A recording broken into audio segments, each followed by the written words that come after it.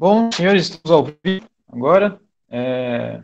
Muito boa tarde a todos que estão aqui nos assistindo. É com muito prazer que nós damos seguimento à nossa série de temas urgentes do direito público, e agora com a temática dos pedidos de impeachment contra o presidente Jair Bolsonaro, certo? E é prazer que estou aqui com grandes personalidades do direito, professor Renato Braga da Rocha, e gestor governamental do Poder Executivo Federal, em exercício na Universidade Federal de Minas Gerais.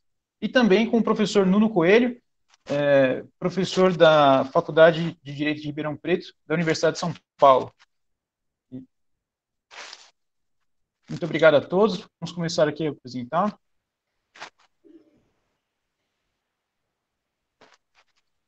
Muito bem. Obrigado, Marcos. Vamos à apresentação.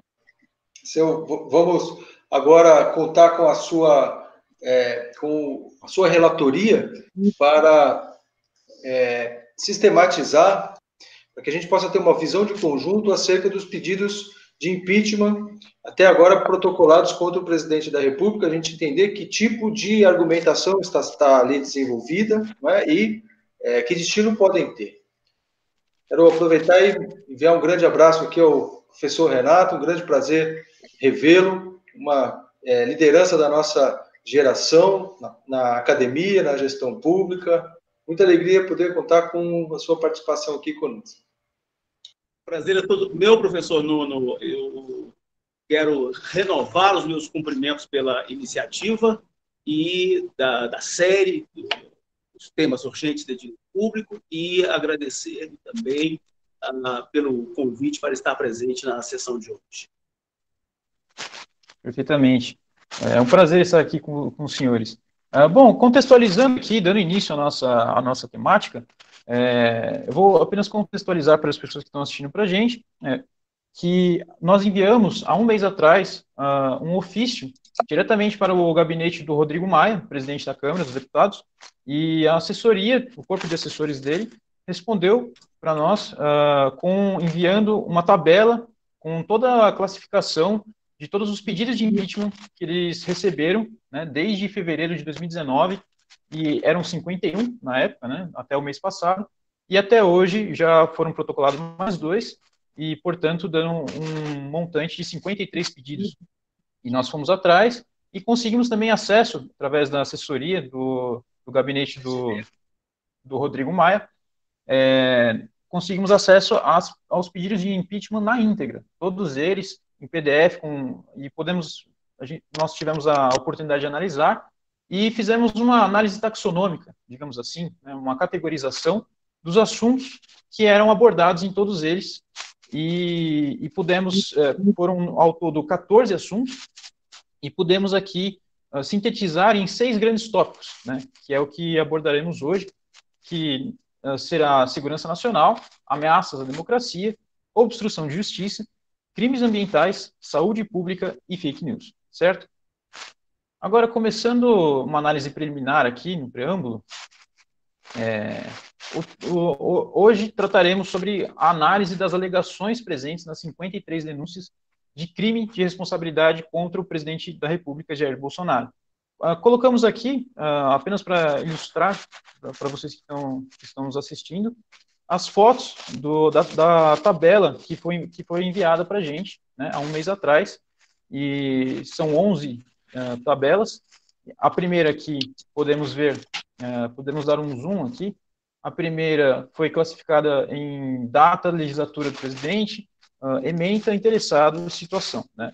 Aqui podemos ver que a primeira foi entregue dia 5 de fevereiro de 2019, né, logo no início do mandato do presidente, e todas elas foram recebidas pelo Rodrigo Maia, o atual e na época também presidente da Câmara dos Deputados, e temos aqui as emendas que eles escreveram, os interessados e a situação. A situação de todos está em análise até hoje, apenas o primeiro que foi arquivado e, portanto, já teve uma data de despacho, certo? Aqui podemos ver, não vamos mostrar a todos, é claro, porque vamos abordar os assuntos mais específicos, mas de todos eles, podemos ver o último aqui. A última que foi entregue e enviado para eles foi no dia 19 de junho deste ano, certo?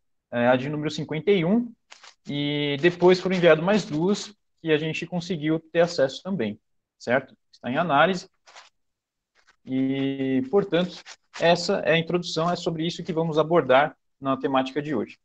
E só para complementar, vocês que estão nos assistindo, fiquem à vontade para fazer perguntas no chat do YouTube. Podem perguntar, é interessante porque vai ficar mais interativo, fica mais dinâmico. Os professores, o professor Renato e o professor Nuno Coelho, vão estar aqui de prontidão, observando o chat e respondendo sempre que possível e sempre que conveniente, certo? E deixando também um diálogo mais interativo e dinâmico, sem eu estar falando, apresentando sozinho aqui, certo? E, bom, podemos começar aqui com os tópicos. Faremos na ordem, sentido horário, começando em segurança nacional e terminando em fake news, certo? E sempre que quiserem falar ou fazer algum aporte ou algo do tipo, fiquem à vontade.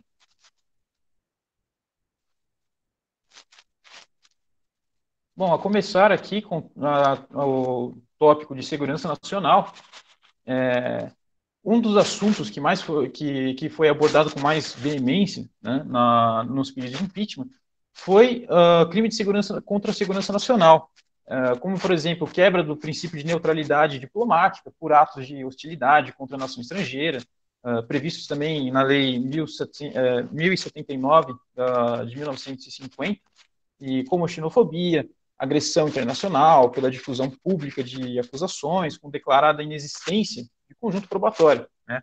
Ele fazia alegações sem ter nenhuma prova, como, por exemplo, foi o caso do programa Mais Médicos, certo? Com Cuba, em que ele alegava simplesmente que eram guerrilhas e que estavam aqui no Brasil por conta de com o intuito de doutrinar a população, né?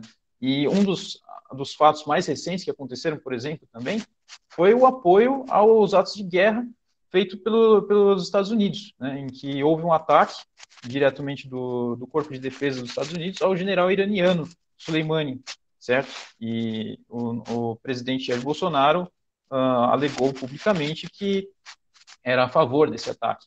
E isso é um crime contra a segurança nacional, pois, sem provas nenhuma, o presidente está tomando partido em ataques internacionais, certo? E temos aqui também a convocação a manifestações. Isso também é crime contra a segurança nacional, que no caso, aquelas manifestações de 15 de março deste ano, né, em que o presidente incitou a ruptura democrática pela realização de referendo convocatório e que não tinha previsão nenhuma na Constituição Federal e incitou contra os poderes legislativo e judiciário a partir de conotações explícitas de busca de uso de força bruta, violência e de graves ameaças ao funcionamento dessas instituições políticas, certo? Isso revela uma incitação à animosidade entre as Forças Armadas e nossas instituições jurídicas, e isso é um atentado à democracia, né? Temos aqui a previsão legal, que não vou me alongar em legislações, mas achamos interessante colocar aqui que tem a Lei de Segurança Nacional que diz que fazer em público propaganda de processos violentos ou ilegais para alteração da ordem política ou social é crime, certo?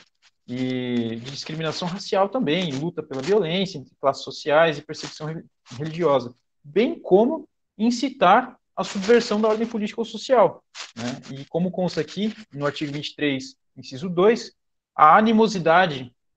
incitar a animosidade entre as forças armadas ou entre estas e as classes sociais ou as instituições civis, certo?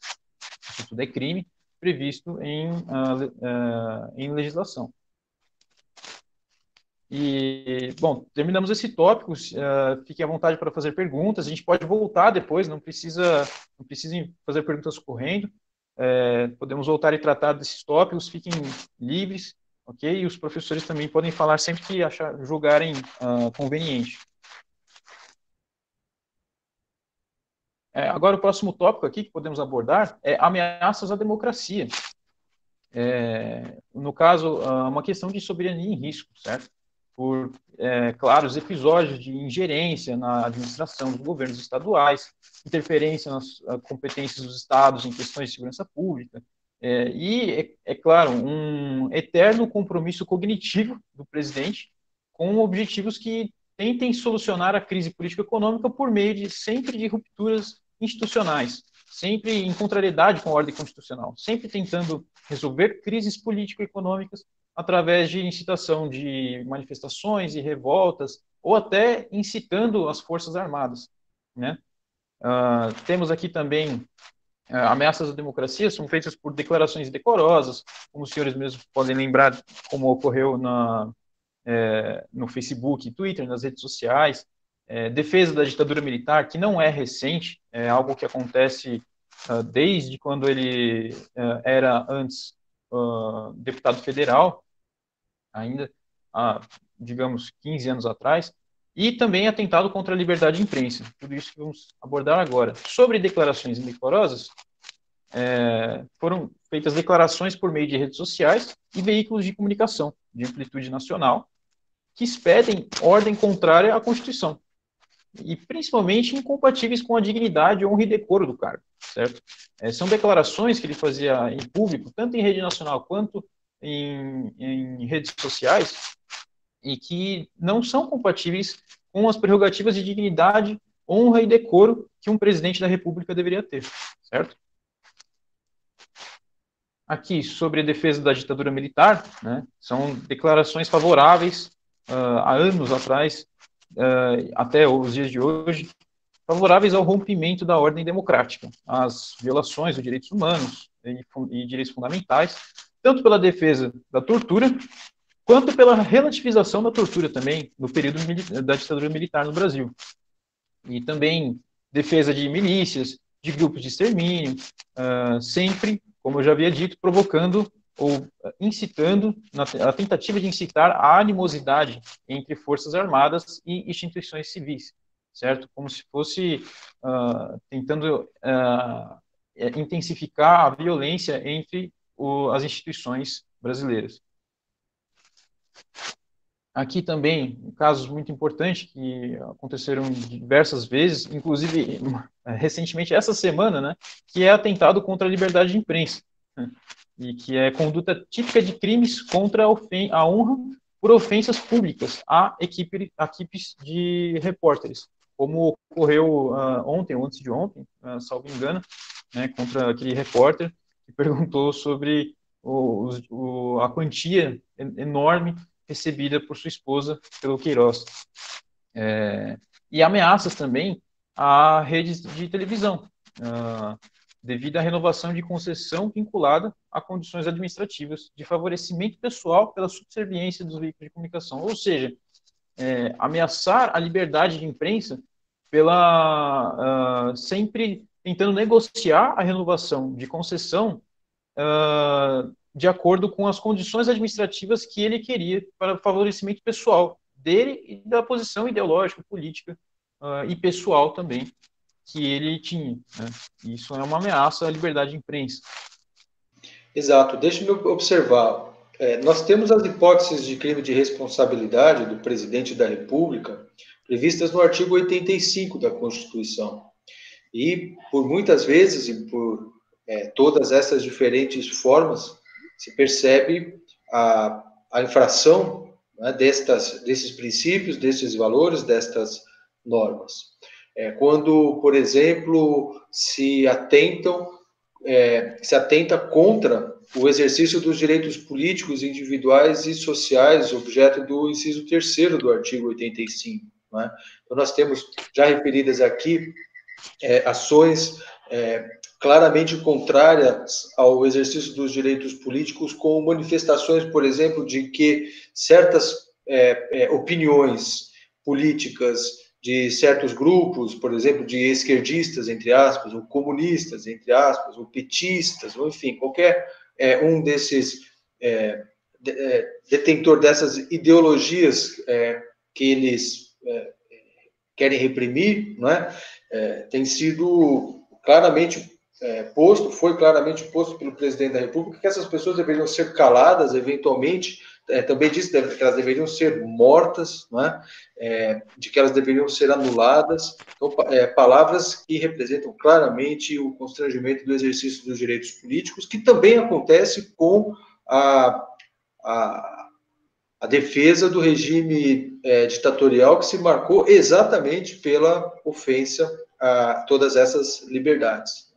Nós temos, por outro lado, do que já referido aqui, a ofensa à probidade na administração, com atos, palavras, insinuações, expressões, né, afirmações muito explícitas que são cabalmente imorais, são indecorosas, não é? Não, nós sabemos que a probidade da administração ela não representa pura e simplesmente a observância de rigores de proteção do patrimônio público em sentido estrito, mas também, ou seja, do patrimônio público em sentido econômico e financeiro, mas também da integridade da administração e do Estado, não é? E se trata do chefe de Estado, também da rigidez moral, da integridade moral do Estado e da administração pública federal, que são atacados por práticas verdadeiramente indecentes, que têm sido repetidas por palavras e gestos a parte do presidente da República. Né? Temos outros fundamentos constitucionais para os pedidos de impeachment que foram apresentados até agora, mas nós não teremos em 1 hora ou 1 hora e meia tempo para explicar, discutir, nem mesmo uma 10ª parte dos motivos pelos quais o seu impedimento poderia ser processado. Devolvo-lhe a palavra. Professor Nuno, a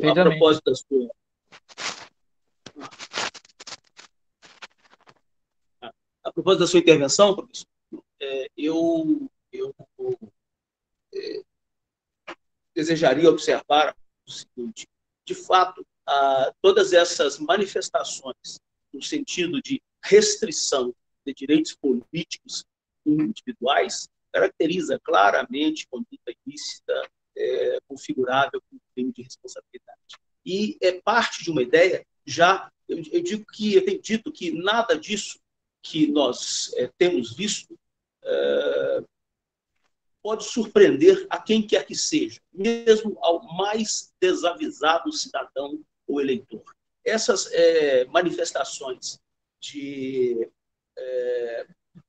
tendem a caracterizar a maioria como absolutamente dominante, isso já foi dito inúmeras vezes, né? Nós governamos para a maioria, a minoria tem de se submeter à minoria. São manifestações de uma perspectiva totalitarista do Estado e da sociedade. Isso é puro totalitarismo. Muito embora se empregue muito frequentemente totalitarismo para caracterizar ditaduras de esquerda, esta visão da submissão da minoria, da absoluta submissão da minoria aos desígnios da maioria, e tanto mais de uma maioria eventual, e de uma maioria, para lembrarmos da eleição, de uma maioria apertada, de uma maioria, digamos assim, né, que não se caracteriza de forma tão totalizante, mas são manifestações de puro totalitarismo político. Mas, para disso, eu queria lembrar também, no ponto anterior, a crítica que se faz à invocação, há em vários desses pedidos, a crítica que se faz à invocação da Lei de Segurança Nacional, como se ilegítima fosse porque é produzida por um regime autoritário, né, por um regime ditatorial. Regime ditatorial esse, aliás, que é louvado o tempo todo, lembrado e louvado o tempo todo, justamente pelo governo que se encontra no poder. A Lei de Segurança Nacional, que de fato tem inspiração autoritária, produzida que foi por um regime ditatorial, como acabo de dizer, a Lei de Segurança Nacional, no entanto, no que não foi recepcionada pela Constituição, muito bem, não se trata mais de direito vigente. No mais, é norma vigente e assim deve ser, dentro dos cânones do regime democrático que vivemos, aplicada, sobretudo quando vise justamente a proteger, a defender o Estado de Direito e a democracia. Então, nesse sentido, considero inteiramente possível, claro, do ponto de vista jurídico, e legítima a invocação da velha Lei de Segurança Nacional, quando em defesa de valores constitucionalmente assegurados no regime, no vigente regime constitucional brasileiro. Perfeitamente, professor. Falas sempre muito cirúrgicas e muito certeiras. E aqui, tratando do último tópico, né, dando seguimento, o último tópico da ameaça à democracia e soberania em risco é atitudes de preconceito e discriminação do próprio presidente Jair Bolsonaro, e que não são prerrogativas que atendem à honra e decoro esperados de um presidente de uma república como a nossa.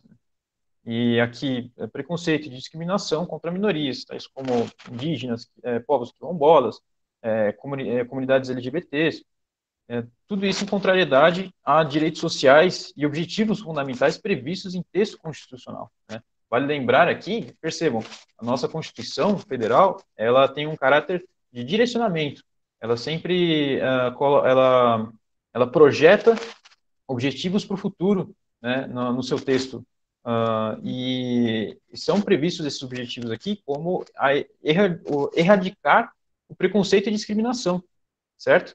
E o presidente saindo claramente contra esse direcionamento, né? Então, mais uma hipótese de crime de responsabilidade aqui. Bom, agora é o próximo tópico, um grande tópico que nós conseguimos sintetizar aqui, que é obstrução de justiça. No caso da obstrução de justiça, temos aqui uma conduta ímproba e a impessoalidade, certo? Que se deu, basicamente, pela tentativa de intervenção do presidente Jair Bolsonaro na Polícia Federal, né? Recentemente, inclusive, esse ano, nós pudemos ver como ocorreu com o ministro Sérgio Moro. Ele estava intimamente ligado a esse caso, né, em que o presidente, se valendo das prerrogativas de chefe de Estado, né, com o fim de obter informações privilegiadas e de interferir em investigações instauradas por ordem do STF, do Supremo Tribunal Federal, em prol da defesa de interesses pessoais envolvidos, culminando na prática de crimes de coação no curso do processo e de corrupção passiva qualificada por prevaricação, certo? Então, ele buscou usar de prerrogativas de chefe de Estado para interferir em investigações que estavam sendo feitas contra a sua própria família. Então, é uma obstrução da justiça clara.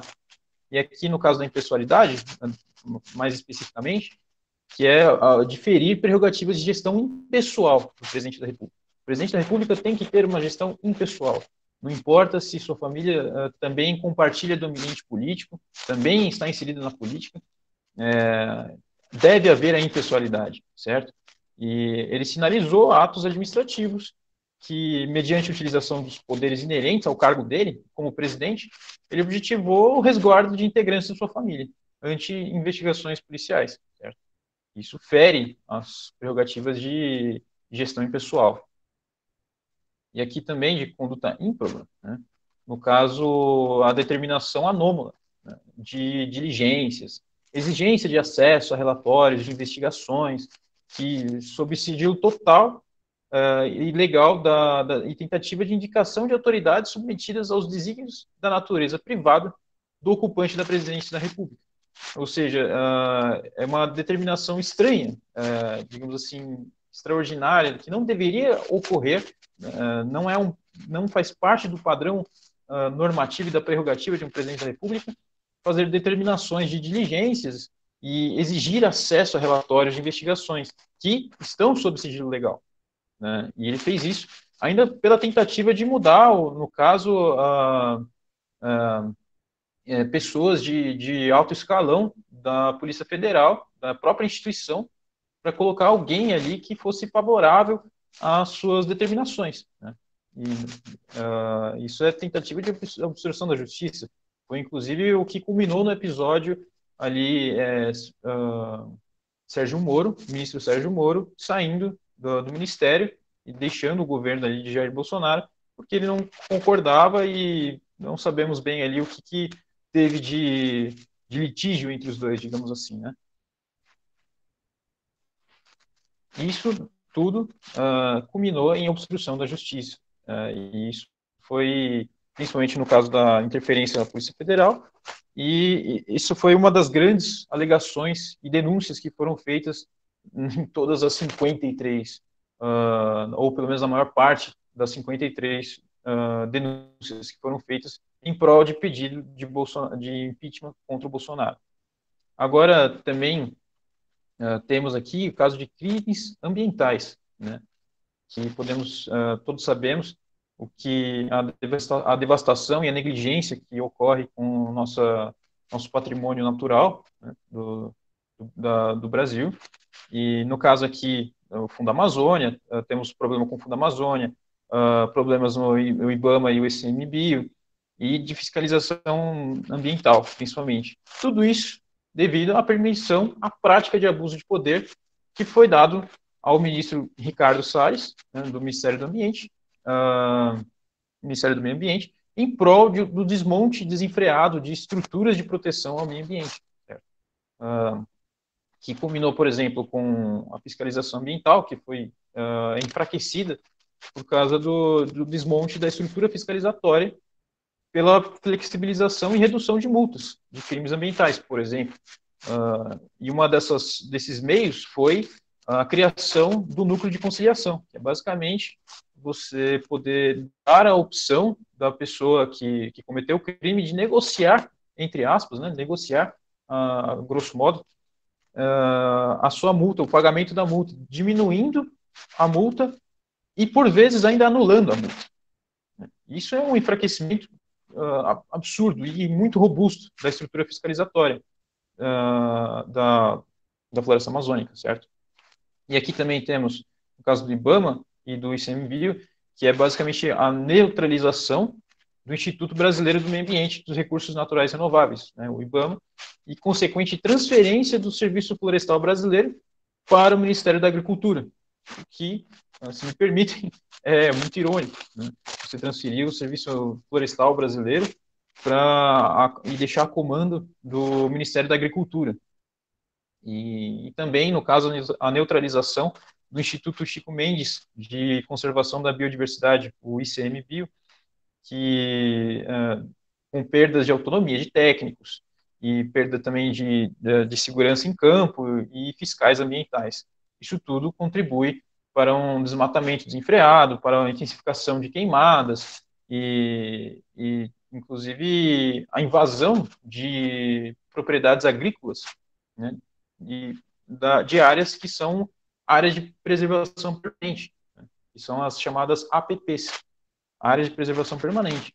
Isso é um claro desmonte, uma clara negligência, mas é uma negligência estratégica, ela foi orquestrada, ela não foi por omissão meramente. Bom, e no caso também, o último tópico, o Fundo Amazônia, né, que isso é um caso mais antigo, que foi o prejuízo da carteira de projetos do Fundo Amazônia, caracterizado pela desídia, com doações internacionais, vindos principalmente da Alemanha e Noruega, né, que eram voltadas ao auxílio e preservação da floresta amazônica. Não sei se os senhores vão lembrar, aqui a tom informal, mas que ele disse comicamente que era para a Alemanha e Noruega guardar essas doações para preservar a fauna e flora deles, e não a nossa, né, para a gente mesmo se virar com o nosso sistema de preservação, o que é muito curioso, né, você não querer receber essas doações, afinal, são doações, né? E, bom, isso tudo culmina nas hipóteses de crimes ambientais que foram alegados e denunciados em diversas petições e que foram protocoladas, enviadas ao Rodrigo Maia, certo? Atual presidente da Câmara. E um caso mais recente, né, mas que é muito importante e está sempre no nosso dia a dia agora, com a crise pandêmica, que é o caso de saúde pública, né, que, no caso, foi a depreciação da pandemia e a desautorização das orientações da Organização Mundial da Saúde, o OMS, e do Ministério da Saúde, ou seja, do nosso próprio Ministério da Saúde, né, em que ele basicamente desautorizou qualquer tipo de diretriz e orientação ou aconselhamento, e tentando sempre voltar às atividades econômicas o mais rápido possível, o que é uma negligência para com o próprio povo brasileiro, certo? São vidas que estão em jogo ali. E podemos separar em 3 tópicos ali, as denúncias nesse assunto foram feitas basicamente nesses 3 tópicos, né, que eram a desinformação, isolamento social e comunidades tradicionais. No caso da desinformação, podemos ver aqui que foi a omissão de dados no portal oficial do Ministério da Saúde, por meio da exclusão do número total de infectados pelo coronavírus e de óbitos acumulados no país desde o início da pandemia. Ou seja,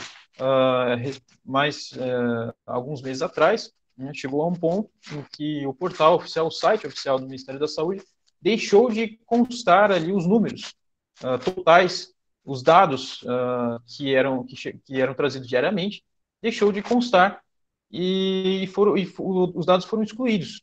Então, não dá mais para saber o número total de infectados, ou pelo menos o número oficial, né, dado pelo próprio Ministério da Saúde. E não dá para saber o número de óbitos acumulados. Ficamos ali num limbo, né, informacional, digamos assim. E também, é claro, ao recentemente intensificado apelo ao uso de hidroxicloroquina, sem sustentação científica nem base concreta nenhuma, certo? Ele, inclusive, alegou que tinha sido contaminado pela doença e publicou vídeos tomando esse remédio, né, ingerindo esse remédio, como se fosse... E ele não é médico, ele não tem competência, não faz parte das prerrogativas e competências do presidente da República fazer indicação de remédios e fármacos, certo? Ou mesmo aconselhamentos farmacológicos. Ele não tem essa competência, ele não tem essa prerrogativa como presidente. E mesmo assim ele fez apelo em rede nacional, em vídeos publicados em redes sociais, ao uso da hidroxicloroquina como um potencial remédio eficiente, né, contra a doença do coronavírus. Aqui também, agora tratando do isolamento social, deve ser o assunto que as pessoas estão tendo mais conhecimento, né, nos dias atuais, que é a clara oposição que ele faz ao isolamento social adotado por estados e municípios, pela expansão indiscriminada da listagem de atividades consideradas essenciais em prol da retomada imediata de atividades econômicas, certo? Ele faz uma listagem indiscriminada de atividades que podem voltar e que, portanto, ele incita e defende a reabertura, né, do comércio, a reabertura do sistema de transporte, tanto rodoviário quanto metroviário, e isso tudo intensifica, né, a difusão da doença e, portanto, também intensifica a nossa crise pandêmica, né? E ele é uma oposição clara ao isolamento social que ele faz, contra as orientações da Organização Mundial da Saúde, por exemplo. E aqui, por último, mas não menos importante, também um assunto que não é muito noticiado nas redes de televisão e nos jornais, mas que é muito importante, que é o caso das comunidades tradicionais, né, em que elas estão tendo acesso negligenciado a serviços que são essenciais, como oferta de água potável, saneamento básico, rede de telecomunicações, tudo isso pela ausência de titulação de territórios, de quilombolas, e também pela falta de demarcação de terras indígenas, né? E isso acaba negligenciando o acesso a serviços essenciais dessas comunidades, né? E elas fazem parte do corpo da sociedade brasileira. Elas também devem ter esse acesso, também devem ser contempladas com o mínimo, né, que todos estamos tendo aqui nas áreas urbanas e até mesmo nas rurais, que é o acesso à água potável e saneamento básico, e principalmente rede de telecomunicações. Afinal, só estamos fazendo esse evento graças à rede de telecomunicações, só estamos continuando tendo aulas, fazendo home office, né, graças à telecomunicação.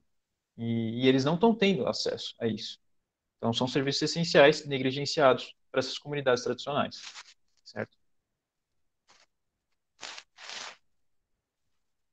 Bom, terminamos esse tópico de saúde pública. Fiquem à vontade para fazer perguntas no chat, mesmo que sejam de assuntos que já tenham sido abordados, nós podemos voltar sem problema nenhum. tudo em prol do dinamismo e da interatividade com os nossos ouvintes, certo? Agora, por último, mas não menos importante, o caso das fake news, certo?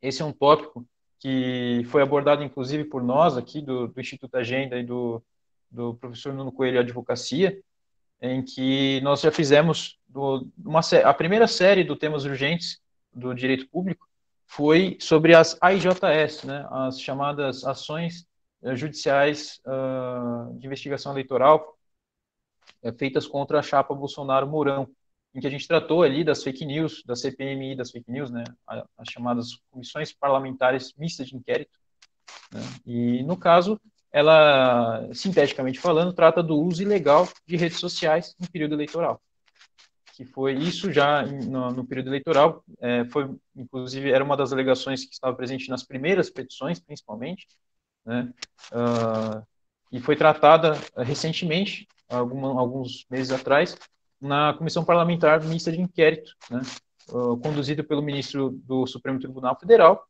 Alexandre de Moraes, que ele identificou campanhas na internet de sabotagem e ataques a adversários políticos por meio de notícias falsas, empreendidos com a participação direta dos seus filhos, né, no caso, Carlos Bolsonaro e Eduardo Bolsonaro. E foi feita, está em análise ainda, né, na verdade, e estamos aguardando algumas resoluções aqui, mas já foram feitas várias ações judiciais de investigação eleitoral contra isso. Temos também um tópico que foi bastante abordado, curiosamente, nas petições de impeachment e também de denúncia, que foi a denúncia do Luciano Hang. Não sei se os senhores conhecem, o empresário, dono da rede de lojas Raban, né, em que foi alegado abuso de poder por parte dele, por coagir funcionários a votarem em Bolsonaro, sob ameaça de fechamento de lojas e demissões. Tudo isso, foram feitos vídeos, ele mesmo, né, publicou do próprio instrumento dele, do próprio celular dele, publicou em redes sociais, os seus funcionários obrigados a vestir roupas verdes e amarelas, com ali os logos e a imagem na época presidenciável de Jair Bolsonaro, e tudo isso sob ameaça, né, e coação pela ameaça de fechamento de lojas e demissões. E, portanto, foi uma denúncia de abuso de poder feita contra ele. E também houve... É importante observar aqui, no entanto, que nós não devemos misturar a responsabilização por crime de responsabilidade do presidente da República com atos anteriores à posse e que sejam, embora esses atos configurem ilícitos e mesmo crimes eleitorais, né? O que eu gostaria de destacar em relação a esta questão das fake news e a sua potencialidade para ensejar, sim, a responsabilidade do presidente da República é o fato de, no exercício do mandato, se manter uma estrutura paga com recursos públicos, né, o conhecido gabinete do ódio, empenhado na produção do falso, né, empenhado na produção e distribuição massiva de mentiras, de ataques contra pessoas de diferentes posições, ataques contra instituições, ataques contra o Congresso Nacional, contra o Poder Judiciário e figuras, em especial, do Poder Judiciário do Supremo Tribunal Federal. Então, nós vemos que não há aqui crime de responsabilidade por conta do período eleitoral, como se reputa, né, nestas denúncias, mas especialmente em função da produção dessas fake news, visando a próxima eleição, na verdade, né? Porque tudo isso é feito para manter o ambiente de polarização e de confusão, né, e de incapacidade de as pessoas perceberem a realidade, para que os seus objetivos políticos, que são a reeleição e outros, né, possam ser atingidos. Perfeitamente, professor. Agora, inclusive, respondendo a uma pergunta aqui do Daniel Diniz, que ele fala que, por mais que o impeachment seja um processo jurídico e político, se o presidente da Câmara, no caso, Rodrigo Maia, deliberadamente represa 53 pedidos, não estaria, em tese, incorrendo em prevaricação? Então, em tese, eu acredito que os professores Renato e Nuno possam responder melhor do que eu, mas, ao meu entendimento, é um crime cometido, a prevaricação é um crime cometido por funcionário público quando ele retarda ou deixa de praticar ato de ofício, certo? E acaba praticando ele contra a disposição legal expressa. E não existe uma disposição legal expressa que obrigue o Rodrigo Maia a cada pedido que ele receber, ele já dá continuidade, certo? Ele, como consta lá, como já tinha mostrado no início da apresentação, como consta que os pedidos estão em análise. Então, teoricamente, ele já está indo para frente, mas sabemos que isso agora é tom informal e pessoal, é claro, sabemos que é uma atitude de interesse pessoal em que ele deliberadamente está segurando esses processos e engavetando eles por hora. Sabemos disso. Isso tem a ver com o direito parlamentar e as regras constitucionais e mesmo costumeiras, né, que regulam esta área. É uma das poucas áreas em que o direito costumeiro, que o costume é fonte do direito no direito público, uma das poucas áreas do direito público em que os atos da autoridade estão afastados da apreciação jurisdicional, porque são considerados atos interna corporis, que dizem respeito ao funcionamento, à gestão, à independência daquele poder. O fundamento para esta prática do presidente da Câmara, não é, que nós percebemos agora o Rodrigo Maia utilizando, não é? E vimos no passado recente isso também sendo utilizado de um modo muito explícito, sendo usado mesmo, não é, para finalidades políticas, de um modo muito explícito, a competência que o presidente da Câmara tem para despachar. Pura e simplesmente isso, compete-lhe despachar requerimentos dirigidos à Câmara, à mesa da Câmara. E, portanto, está dentro da sua área de discricionariedade o momento adequado para submeter a trâmite estes requerimentos, né? Claro que nós temos, veja, nós estamos falando de direito não escrito, né, o fato de não haver esse prazo, nós estamos falando de uma interpretação que deve ser conforme a Constituição. A própria Constituição fala da duração razoável do processo como um princípio constitucional, como um princípio fundamental, como um direito fundamental, né, escrito no artigo 5º.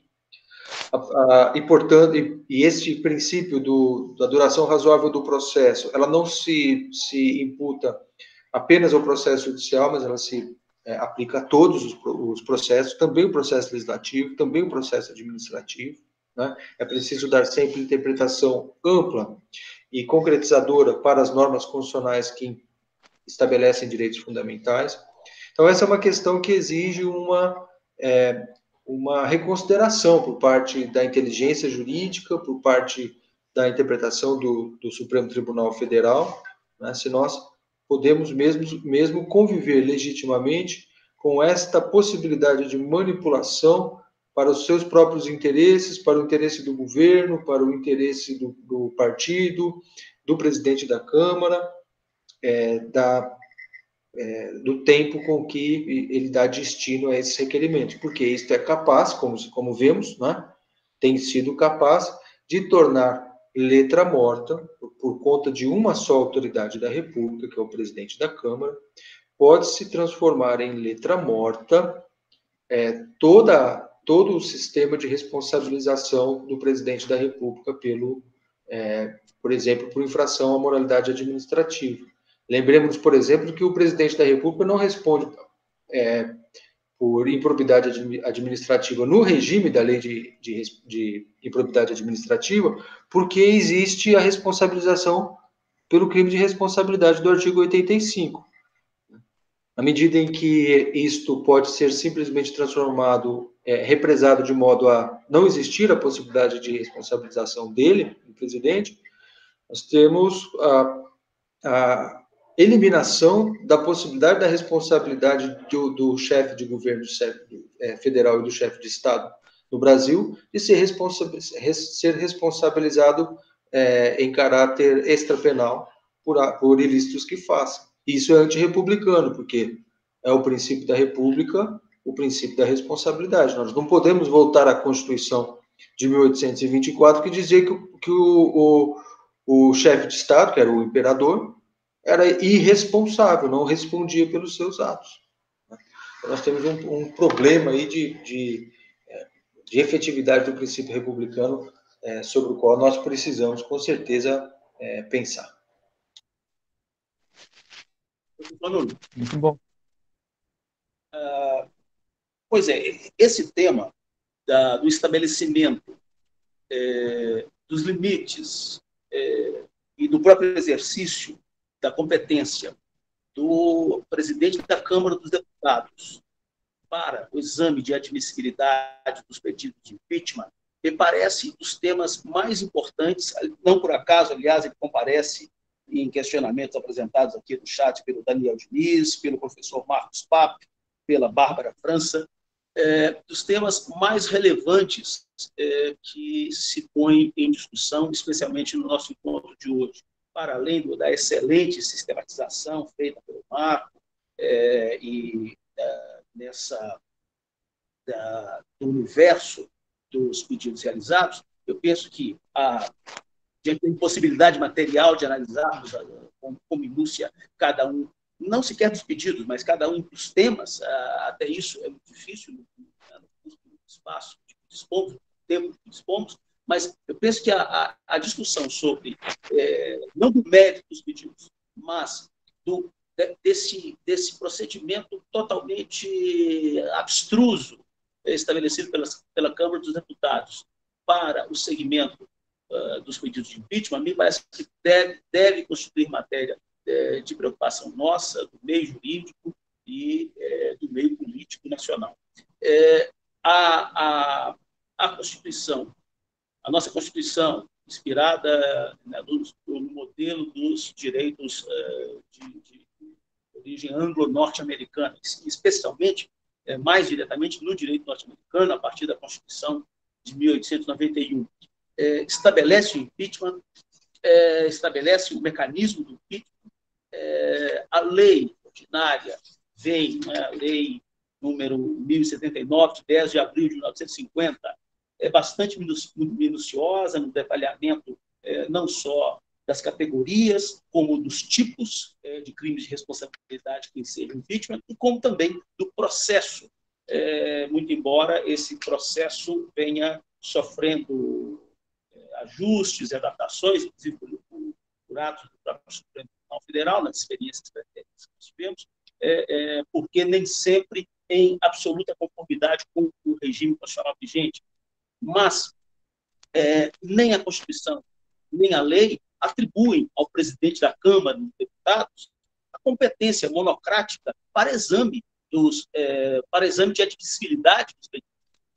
Isso acaba sendo dentro da regra geral de que cabe ao presidente da Câmara o exame das propostas feitas à Casa, e é uma regra específica do regimento interno da Câmara, e artigo 218, parágrafo 2º, que estabelece, sim, essa competência de impeachment, mas que não pode ser interpretado digamos, em desconformidade com o sistema. Em outras palavras, nós não devemos interpretar a Constituição e a legislação federal à luz do regimento interno da Câmara, né? Senão o contrário, senão o inverso. Nuno, eu estou vendo uma imagem sua aqui. Consegue me ouvir, não? Estamos te ouvindo, pode continuar, professor. Assim, não, desculpe, porque eu estou acompanhando pelo computador e acho que teve uma imagem aqui em que você está falando, então, desculpe. Mas, então, essa se nós devêssemos recorrer às matrizes do próprio Instituto e às experiências na legislação de países que o adotam de forma semelhante ao do brasileiro, eu tive, por curiosidade, investigando como isso se põe na legislação norte-americana e em 2 outros regimes de nações de federalismo presidencialista como a nossa, nações geográfica e culturalmente próximas, como o México e a Argentina, especialmente, há também o Uruguai, tem algo semelhante. Em nenhuma delas se atribui ao juízo monocrático de uma autoridade da República o segmento e, portanto, o ponto de partida para o eventual sucesso de um pedido de impeachment. Tá? Nós vimos recentemente, aliás, ano passado, assim como houve também do governo Clinton, no ano passado, contra o presidente Trump dos Estados Unidos, a apresentação de um pedido de impeachment que teve segmento, que foi, afinal, vencida no Senado, mas que teve segmento na Câmara dos Deputados ou na Câmara dos Representantes, como é lá chamada a casa equivalente, analisada por uma comissão permanente, sequer uma comissão casuisticamente constituída para essa finalidade, uma comissão permanente tal como as nossas comissões de Constituição e Justiça existentes aqui, tanto na Câmara quanto no Senado. Então, lá a Câmara examina, por via da sua comissão de Constituição e Justiça, por assim dizer, a admissibilidade do pedido de impeachment. Aliás, foi admitido, apenas com a diferença de que a admissibilidade aqui e a votação na Câmara Baixa, na primeira Casa Legislativa, não tem o condão do direito norte-americano de afastar o presidente do exercício. Por isso, Donald Trump não foi afastado. E, afinal, julgado no Senado, onde seu partido tem maioria, foi absolvido. Mas nós temos que entender que essa é a forma como a Câmara dos Deputados dispõe, a forma como o costume do direito parlamentar estabelece, estabelece o trâmite de proposições aplicado ao impeachment. Isso constitui uma verdadeira jabuticaba, né? Uma jabuticaba de sabor absolutamente desgostoso, digamos assim, contrário, como você bem disse, contrário à própria inspiração do nosso regime democrático republicano. Uma disposição regimental e uma norma consuetudinária de uma casa legislativa fazer letra morta uma regra constitucional fundamental na organização política do Estado, como do ponto de vista do controle dos atos dos governantes, como é o Instituto do Impeachment. É isso. Perfeitamente, professor. Muito obrigado pela exímia complementação, muito importante, inclusive. Bom, agora estamos encaminhando para o final do evento, certo? Podem fazer perguntas. Nós faremos agora, partiremos para um fechamento, e apenas a tom para fechar com chave de ouro, digamos assim, gostaria de dizer que podemos observar ali, né? No caso, vou compartilhar de novo. Podemos observar que os assuntos, todos eles, são mais de 14 grandes assuntos que nós sintetizamos aqui em 6 tópicos, em 6 maiores tópicos, e são 53 pedidos de impeachment contra o Bolsonaro. Ou seja, de pedido não faltam, certo? De alegações e denúncias, existem muitas.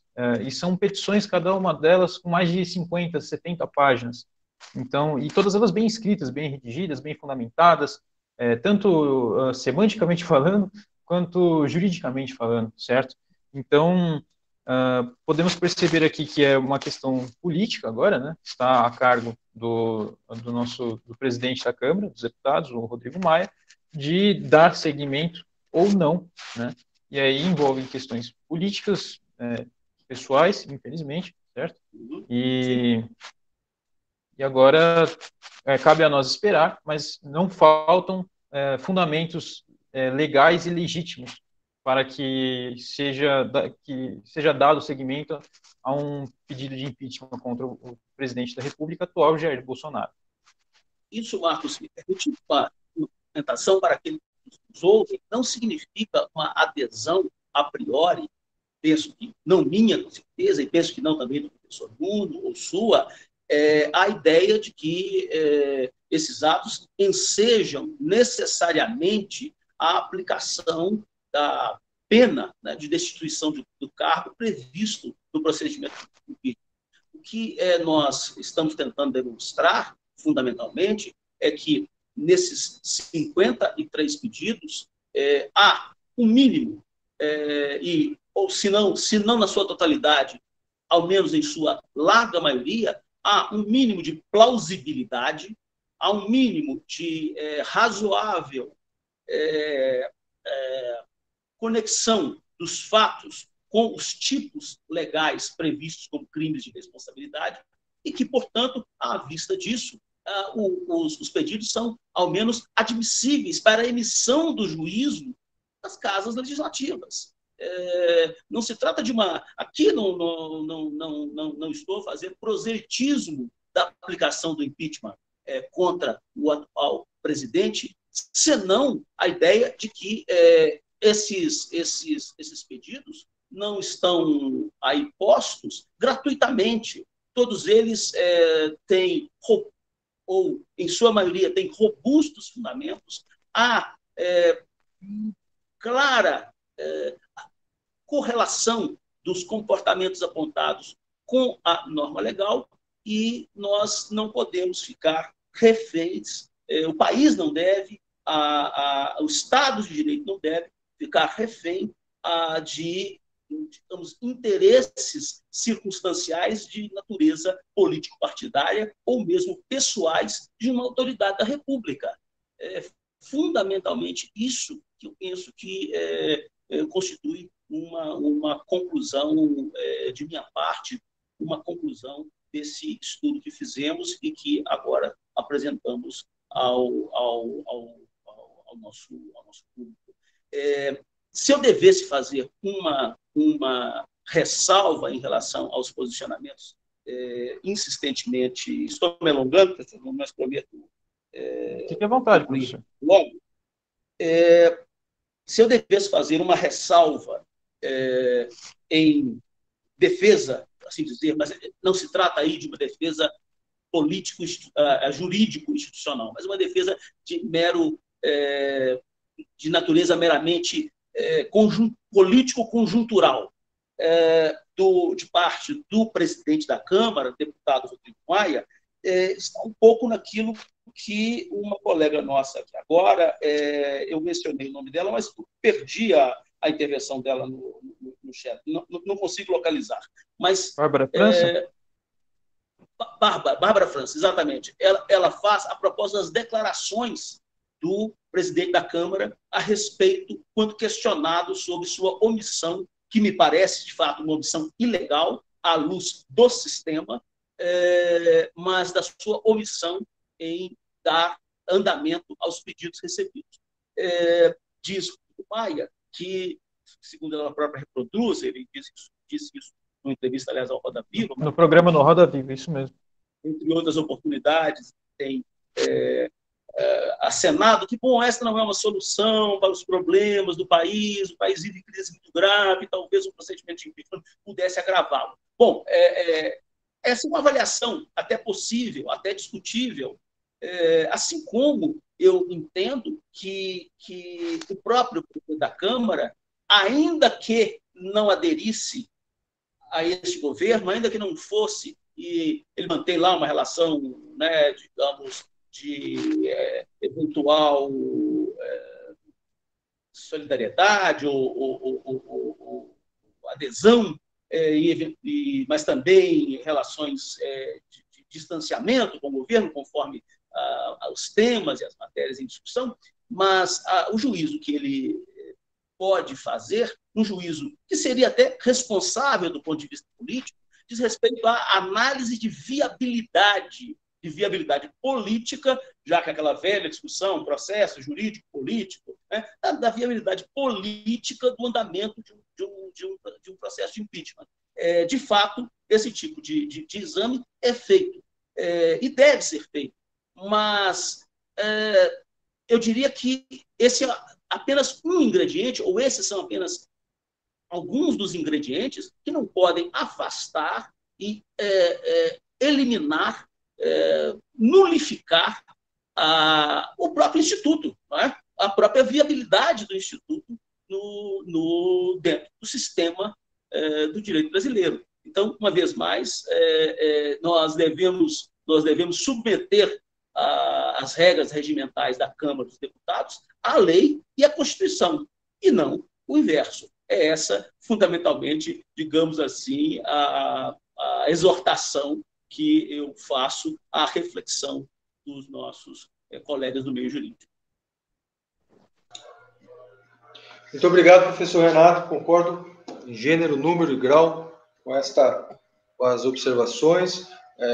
Não vou acrescentar mais nada. Nós já chegamos ao fim do nosso tempo, não é? Sempre fazemos reuniões de 1 hora, e quero agradecer muito o Marco pela apresentação que fez, né? Um trabalho de grande síntese, né? Com que resultou numa exposição muito clara, muito completa. As pessoas interessadas em obter estas informações, por favor, entrem em contato conosco, e nós teremos prazer em disponibilizar o panorama dos pedidos, tal como foram sistematizados, a tabela com todos os seus autores, temas e objetos, e assim como a íntegra dos pedidos, dos requerimentos apresentados. Então, desta forma, agradecendo muito a todos os participantes, eu dou por encerrado mais este encontro da série Temas Urgentes de Direito Público. Obrigado, boa noite. Perfeitamente, muito obrigado, professor. Reitero aqui que estarão disponíveis numa pasta do Drive, aberta ao público, para quem quiser, para quem tiver interesse, todas as petições na íntegra, como disse o professor Nuno, a tabela, a apresentação, inclusive, se tiverem interesse, estará tudo disponível, é só entrar em contato pelo próprio Facebook, na página do escritório do professor Nuno Coelho Advocacia. E, mais uma vez, agradeço a todos vocês pela participação, pela interação e por nos assistirem. Foi um prazer enorme, e se cuidem nessa pandemia. Obrigado.